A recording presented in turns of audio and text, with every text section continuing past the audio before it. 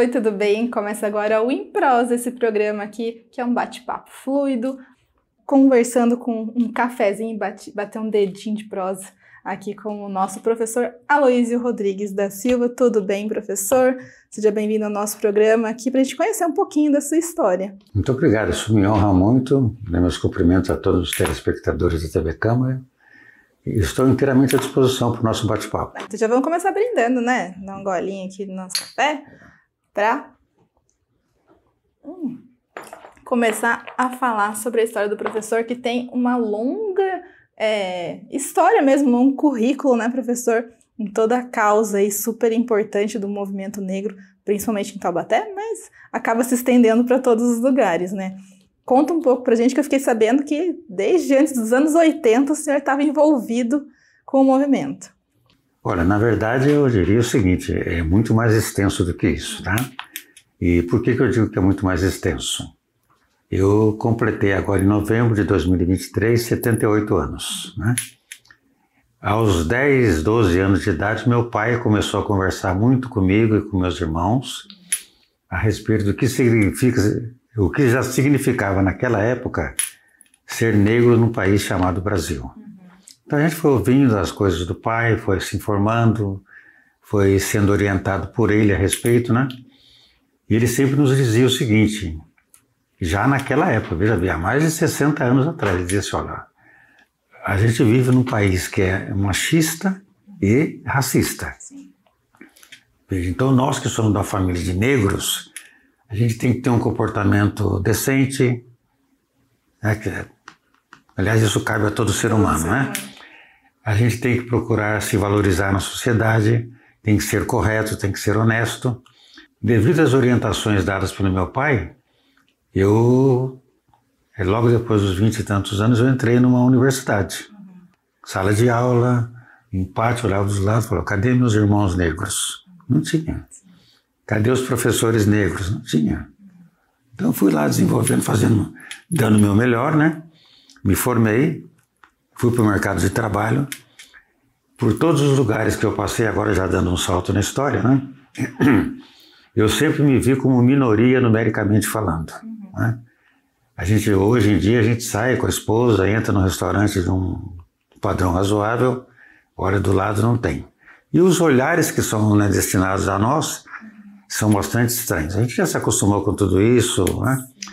Mas a minha trajetória começou exatamente aí. E muita leitura. A sementinha foi plantada e foi crescendo aí. Lá atrás. Isso foi fomentado ao longo de um tempo, né? Já aqui em Taubaté, eu me reuni com alguns colegas, né? Tinha o doutor Arnaldo, que era médico, o engenheiro Luiz Sérgio, que era gerente da Sabesp, todos negros. Conversando, resolvemos criar aqui em Taubaté uma entidade, uma instituição que cuidasse da preservação e da cultura afro-brasileira. Esse era o objetivo principal. E já nos propusemos a fazer alguma coisa de maneira bastante organizada. Montamos um estatuto, que, né, ele vige até hoje, até os dias atuais. Nós registramos esses estatutos, nós formalizamos tudo isso na Prefeitura Municipal, nos órgãos legais, imposto de renda, né? E começamos a desenvolver o trabalho, chamando a nossa comunidade para que ela se autovalorizasse, né? Em paralelo a isso, evidentemente, a gente dando algumas orientações para os nossos irmãos, né, sobre o racismo velado, né, estrutural que sempre existiu nesse país. Essa era uma pergunta minha, que muita gente cai na ideia não, imagina, Brasil não é racista, só que pode não ser como em alguns dos países de bater na rua gratuitamente, mas existe esse racismo velado, estrutural. Como que você vê isso aqui em Taubaté? Olha, Taubaté eu cheguei aqui em Taubaté em 1979. E eu de imediato comecei a perceber que Taubaté é uma cidade extremamente conservadora. Aqui teve fazendas de café, aqui teve escravos. Sim, Conselho de Taubaté, né? A gente aprendeu na escola. Exatamente, tá certo? Então, uma cidade extremamente conservadora, onde os padrões são aqueles padrões ainda de um passado muito distante, muito remoto. As pessoas parecem que não evoluem, ou pelo menos não evoluíram naquele momento, né? E a gente começou a observar que muitas coisas ainda se preservavam, alguns resquícios até de escravidão mesmo. Negro para lá, branco para cá. Apartheid. Isso, criança negra não pode brincar com criança branca, e coisas dessa natureza, né? A gente percebeu que aqui em Taubaté, no Vale do Paraíba como um todo, a nação brasileira, o racismo é velado, porque até nas leituras que a gente sempre fez aí sobre os grandes precursores da liberdade aqui no Brasil, né? Liberdade, a gente sempre viu o seguinte: a liberdade, na verdade, ela não é doada, ela é conquistada. Quer dizer, ninguém tem nada para dar para ninguém, tá? A não ser a troca de alguma coisa, né? Então a gente começou a disseminar esse tipo de trabalho, esse tipo de conscientização dentro da nossa organização, de que cada um tem que buscar o seu devido espaço. E aí nós pegamos como exemplo exatamente as pessoas que estavam liderando o nosso trabalho aqui em Taubaté. Um médico, um engenheiro, eu economista, professor universitário e algumas pessoas mais já com formação superior. Ora, nós conseguimos, então vocês também podem. Começamos a chamar o pessoal da periferia, as pessoas foram se conscientizando disso e o trabalho foi crescendo e a gente atingiu aqui patamares bem altos.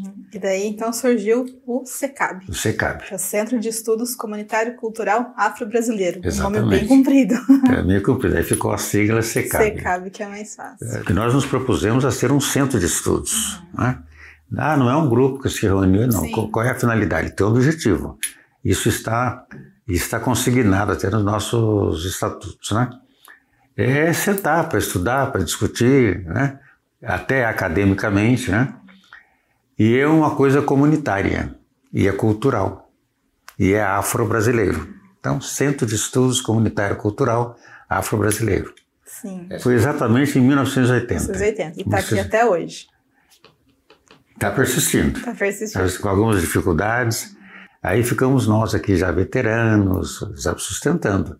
E vamos até onde nosso pai permitir. Então tem essa dificuldade de trazer? Tem dificuldade. O jovem, porque a gente tem a impressão que o jovem está cada vez mais engajado nessas causas. Não necessariamente. Isso também eu estou falando assim genericamente. A juventude hoje está preocupada com internet, com celular, sabe, com roupa de marca, e nunca se para verificar, escuta, o que está acontecendo na sociedade? De que forma eu posso contribuir para melhorar as coisas, né? A gente não percebe muito isso assim, pelo menos com nitidez na juventude. Já tentamos em várias ocasiões até promover, por exemplo, teve uma época que nós falamos, vamos fazer bailinho para a criançada, na garotada, que gosta de um bailinho, de bairro e tal, vamos trazer. Aí vinha para o bailinho. Na hora de sentar para discutir determinadas filosofias, ia todo mundo embora. A gente acaba, com a vivência da vida, trazendo isso, né? Fazendo as nossas lutas, as nossas brigas. Às vezes eles ainda estão precisando desse momento de sentir um pouco mais. É o que a gente chama de conscientização, né? Por isso que se fala em consciência negra. Existe até uma certa parcela da sociedade que critica. Mas a consciência não tem que ser geral? Por que consciência negra? Consciência humana. Sabe? Tem que ser consciência humana.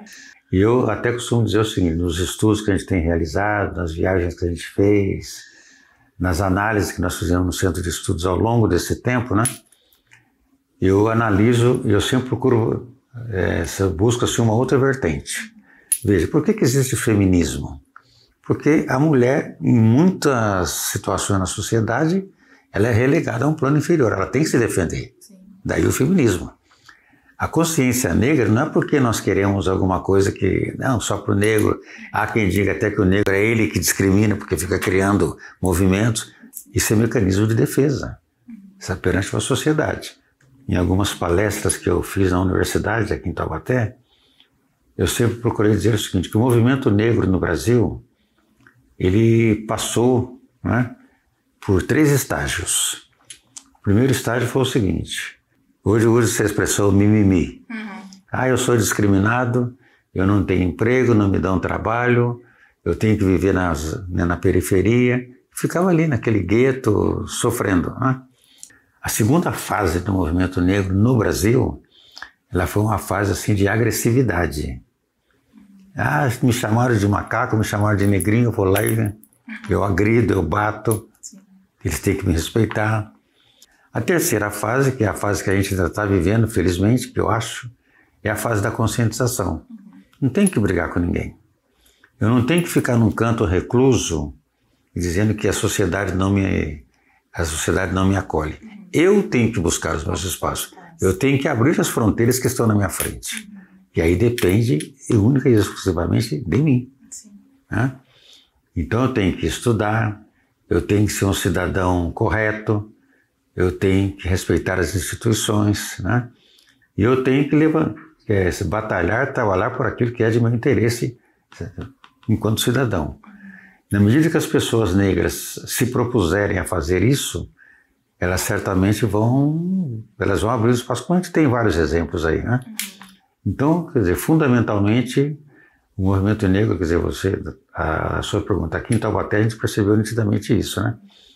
E quando nós começamos a trabalhar aqui em Taubaté, veja, nós conscientizamos a sociedade taubatiana que estavam fazendo um trabalho em prol da sociedade como um todo, não apenas especificamente com relação ao elemento negro, né? Tanto é que nós tivemos apoio da prefeitura, nós tivemos apoio da Câmara Municipal, né, Poder Legislativo, nós tivemos apoio do SESI, quando nós tínhamos o Teatro São João, nós fizemos várias atividades lá dentro. Então é um trabalho de formiguinha, mas como a gente conversa com quem não quer ouvir? A gente sempre tem a pessoa que não quer ouvir. Sim, claro. Como é o trabalho de vocês para fazer isso? Já que antes não podia ficar quieto, depois partiu para a violência, que também não é o caminho, agora o caminho é na conversa. Como conquistar essas pessoas? Houve um momento que as próprias pessoas negras, elas foram cooptadas por esse estigma social, vamos chamar assim, né? O importante é ser branco. Então as meninas negras alisavam os cabelos para se assemelhar a uma menina branca. Tudo aquilo que significava branquitude, né? As pessoas negras procuravam ir para aquele lado. Com o passar do tempo, com o trabalho que o movimento negro foi desenvolvendo no Brasil, veja, em todo o território nacional, não é coisa específica de Taubaté. A gente aqui tem contato com parceiros do Nordeste, da Bahia, fundamentalmente, Rio de Janeiro, Vale do Paraíba todo, o estado de São Paulo como um todo, né?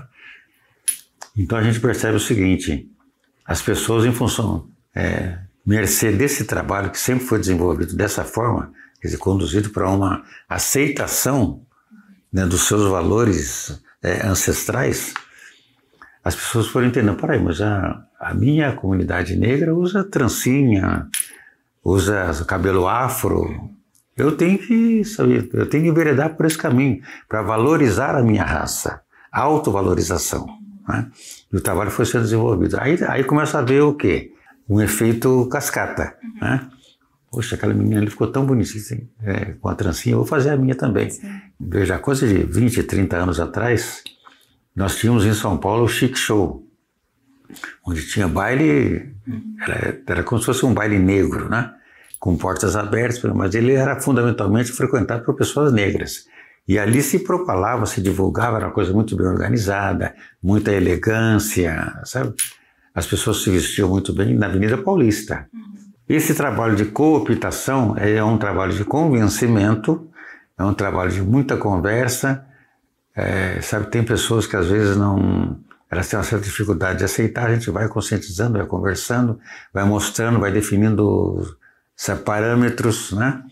Vai mudando paradigmas, as pessoas vão se engajando naturalmente.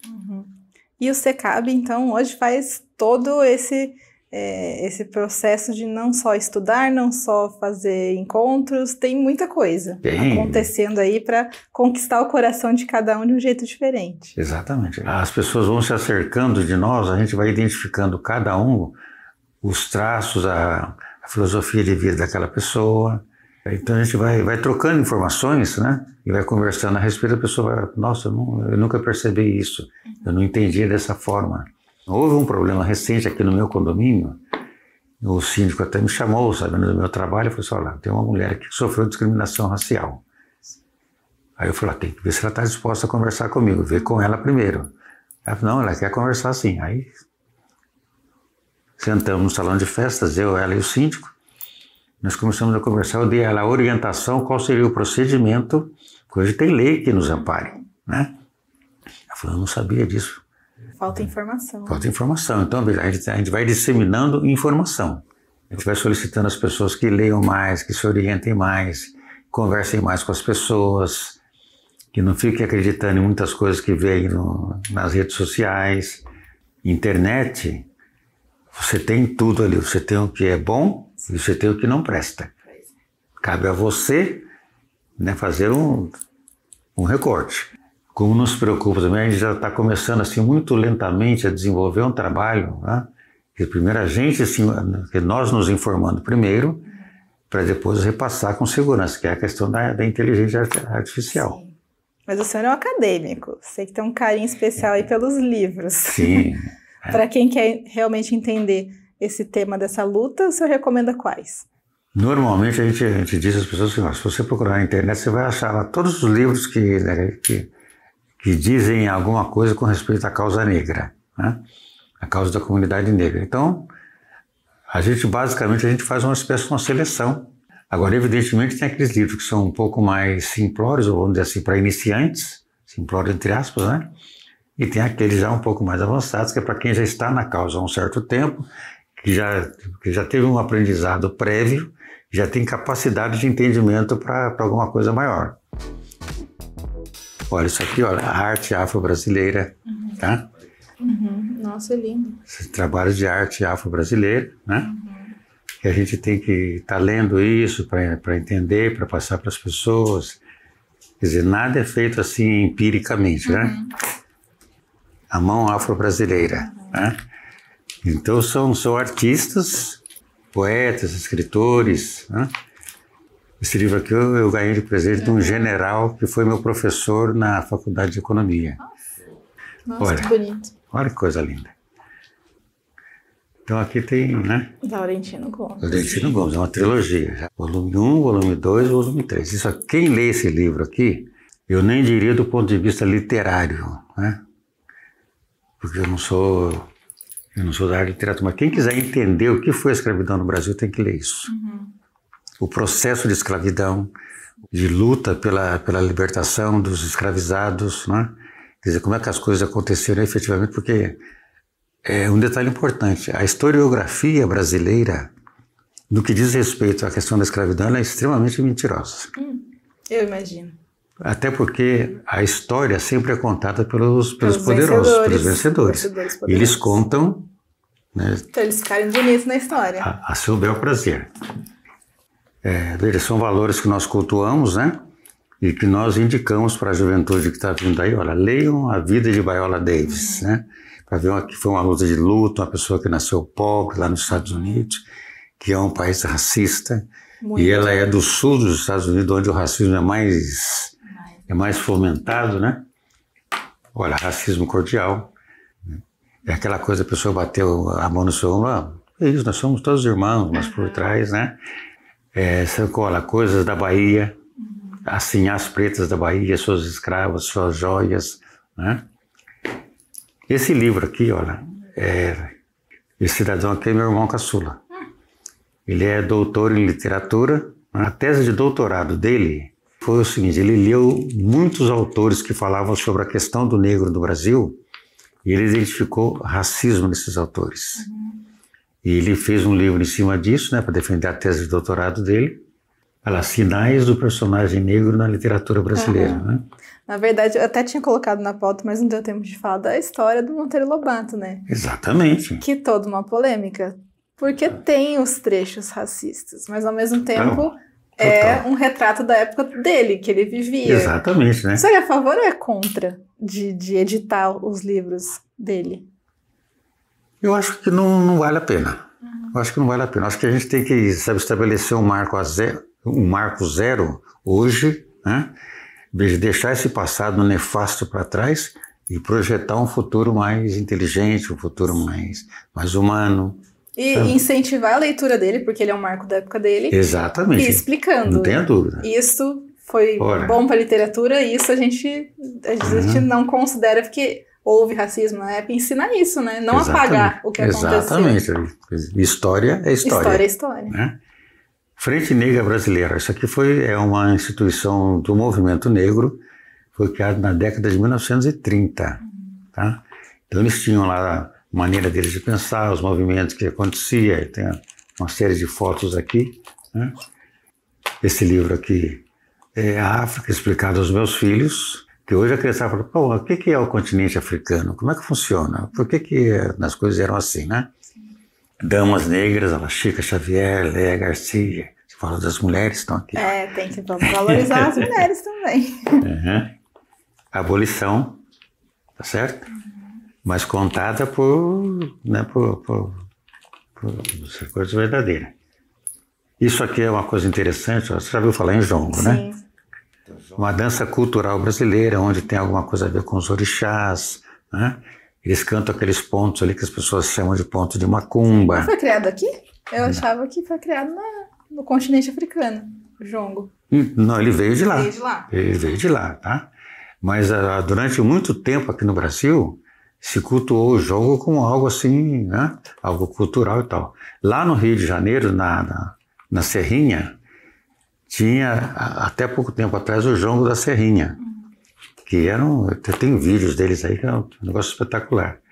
Mas a matriarca de lá, eu acho que faleceu recentemente com 90 e poucos anos, e aconteceu aquilo que eu te falei, ninguém veio por trás para dar sustentabilidade. Acabou o jongo da Serrinha. Ai, gente. Falta incentivo, né? Consciência Negra do Brasil, né? Olha lá, os principais livros. Então isso aqui a gente passa para a garotada, para as crianças, né? Quando nós criamos a nossa instituição aqui, o SECAB, eu inclusive eu era assessor do prefeito. Eu era o financeiro dele, né? Então, a gente conversando com ele, ele entendeu a magnitude do trabalho, ele entendeu a seriedade do trabalho e falou, não, eu vou ajudar vocês. Nós pedimos a ele o quê? Uma sede. Ele falou assim, olha, do ponto de vista legal, eu não posso dar uma sede para vocês, mas eu posso sugerir o seguinte, eu vou criar uma biblioteca aqui em Taubaté, que tem várias na cidade, né?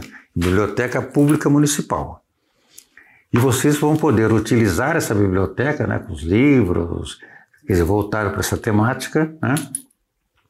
E vocês fazem os seus encontros lá, suas reuniões lá, fica sendo como uma sede de vocês. Só que não tem como dar uma escritura de posse para vocês, do ponto de vista legal.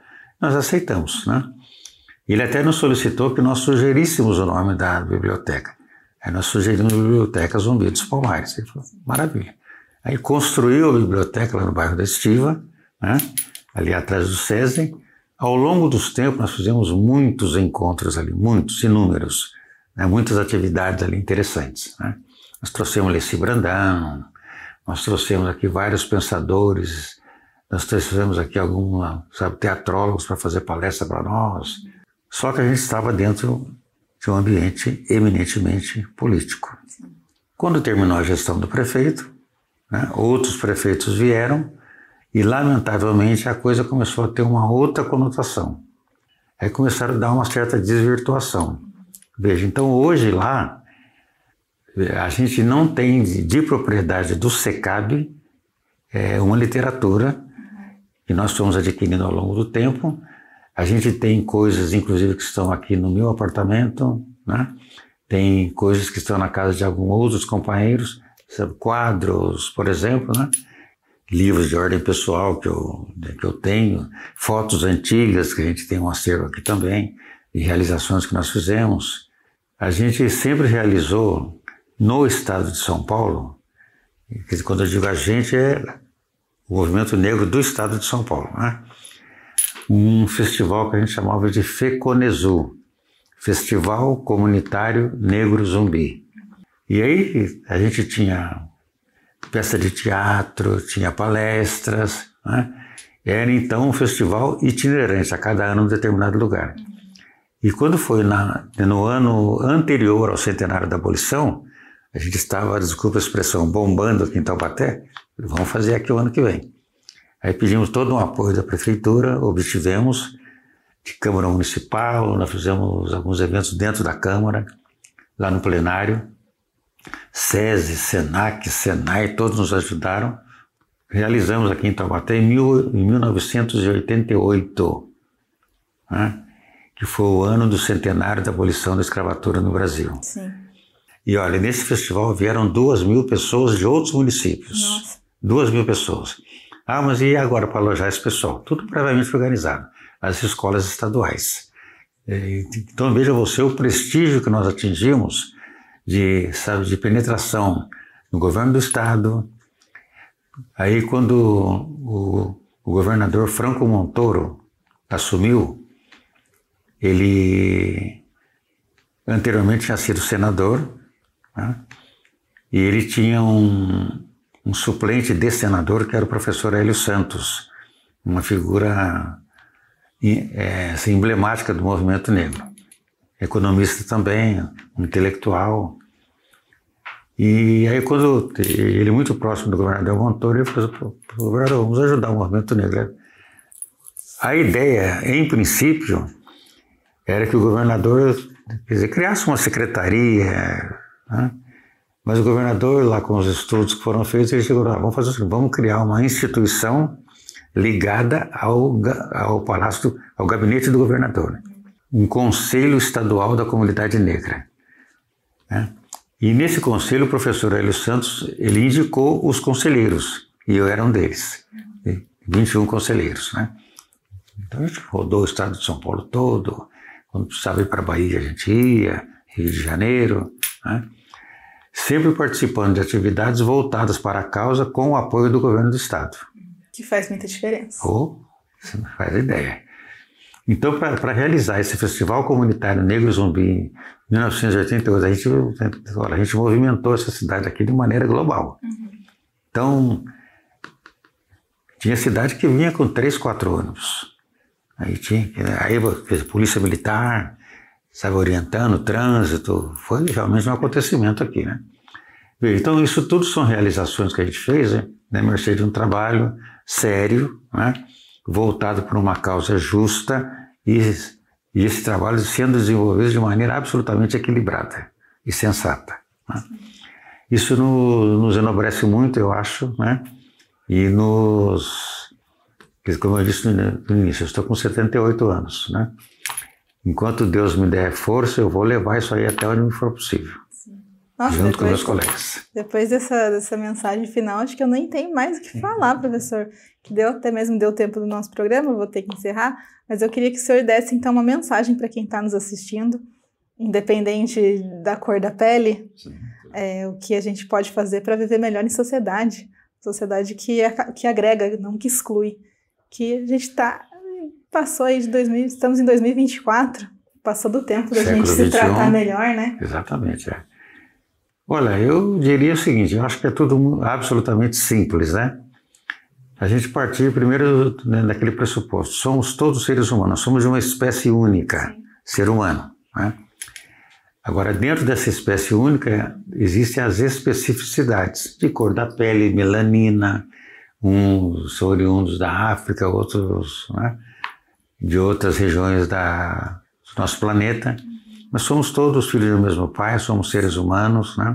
E no Brasil ninguém é 100% nada, vamos combinar. Exatamente, miscigenação está aí para quem quiser ver, né?